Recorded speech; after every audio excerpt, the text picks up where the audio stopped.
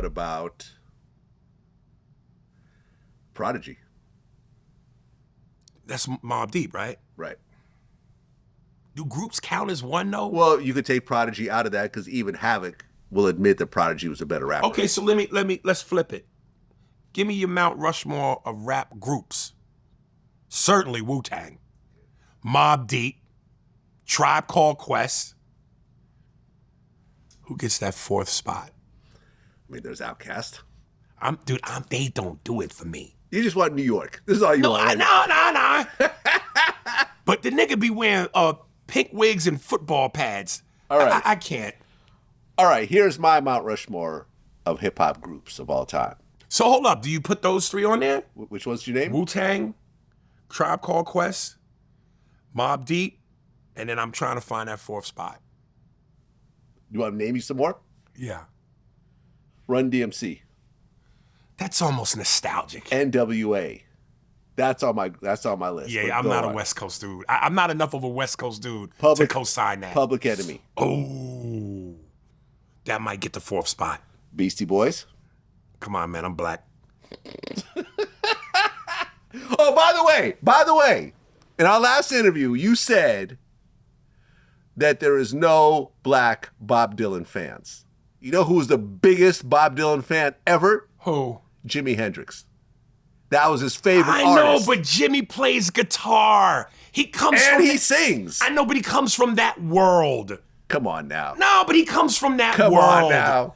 That's like Are you saying Jimi Hendrix wasn't black? No, I'm saying he was black. What I'm saying Come on now. What I'm saying is he comes from that world. That's like me going, as a comedian,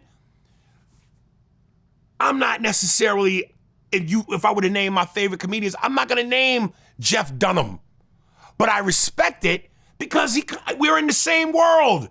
He's a comedian. Puppets, to me, ventriloquists ain't my go-to for comedy. But I respect it because they're comedians. Okay. Just want to point that out. All right. Just want to point that out. Okay. Let's see here. I mean, there's the Ghetto Boys, my man Willie D. Big shout out to Willie D. I saw you on his podcast recently. Yeah. Saw that? And I liked what he said when he broke down to you how you were talking about Russia versus here in terms of here being the better situation. But then he said to you, well, I got your problems as an American, but I also have my problems as a black man. Right. I love that. Yeah. Yeah. I love Willie D, man. Willie's my guy. One of my really close friends. Yeah. Actually, one of my really close friends. Oh, real king. He don't like when you use the N-word. Okay.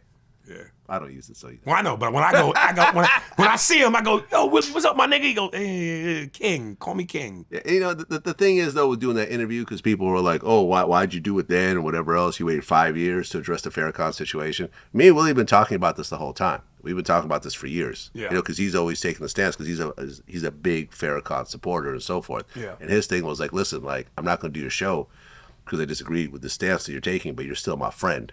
And I understand, you know, right, your stance, and we'll continue to just. But you did his show. And that's the thing. I said, listen, at the point where I think I'm ready to address this. When I do it, I'm going to fly to Houston and do it on your show. Because you're the person that's really been kind of in my corner this whole time. Right. You know what I'm saying? I think that this is the right platform for me to actually express this. Yeah. As well as it's not going to be in a situation where someone's just going to kind of give me a bunch of softball kind of responses. Like, he went hard. Yeah. In his approach, and I accepted it, and I addressed everything. So moving forward, there's Cypress Hill, there's the Fugees, there's the Roots, there is MOP. I mean, now we're starting to get into like the ones. Mobb Deep. Mobb Deep. Oh wait, we said We said Mobb Deep. Okay, yeah. Yeah. Okay, so my all-time Mount Rushmore of groups. NWA, Cypress Hill, Public Enemy,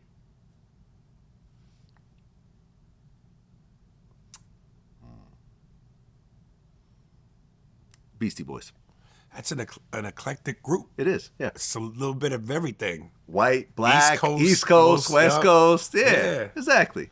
Yeah. Exactly. Well, I feel like as a hip-hop older statesman, I should be able to kind of go through the whole, history Yeah. of it and pick out the right people. Like I've always said, like, Be But are Real you is one of doing my that favorite for rappers. that reason, or that's who you really feel? That's really who I really listen to in my spare time. Like I love Cypress Hill. I love Public Enemy. And you listen, I love Be Real. I've done his show, Yeah, me too. The Smoke Box. And Yeah, I've done that Be too. Real is my guy. Yeah, mine too. Yeah, I just, his voice was just always so weird to me.